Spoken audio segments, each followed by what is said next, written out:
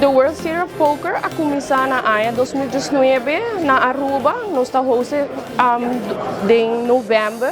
AIA passar também nós a esse evento em dezembro e AIA aqui nós toma luna mais bom para tudo ainda não puta setembro, né? Quase fim de AIA.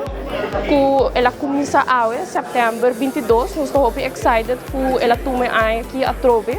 De tour circunstância nós logra esse evento bom evento mesmo com a ano passado. O evento também toma lugar em setembro 22 até outubro 2. Nós há total de 250 participantes e aqui dor que nós há essa roupa trimpão que nós também tem World Series of Poker, nós por calcular mais gente com a ano passado. E aqui que o primeiro dia de World Series of Poker, nós podemos com a gente está interessada em evento. Aqui, the World Series of Poker, so prize pool está $300,000 guarantee. O prize pool aqui está mais grande que o ano passado. Mas o hope de poker players não sa que o ano passado está $250,000 guarantee. Aqui nós fazemos um evento que nós queremos para cada ano e get most worldwide.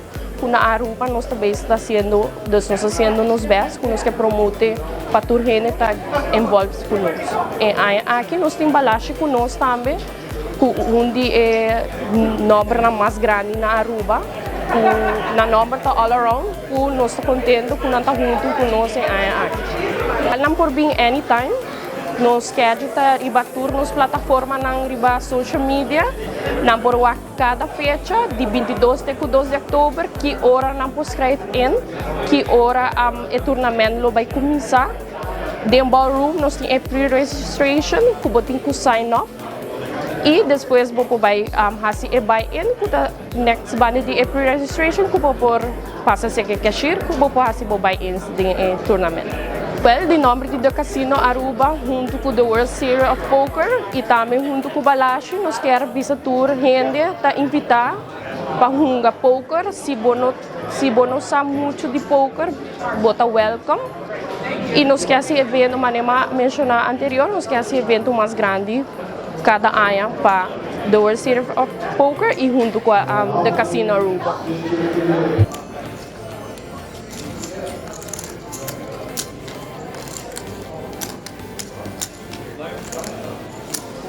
Nós estamos sumamente contentes de estar formando parte de evento de poker. Aqui está de 3 anos, acaba com nós formando parte de para anos, nós está crescendo, virando mais grande e, of course, nós também nossa participação, of course, para visitantes não também para ser conhecido com os produtos no local e também os produtos de tropical boating que nós temos para oferecer.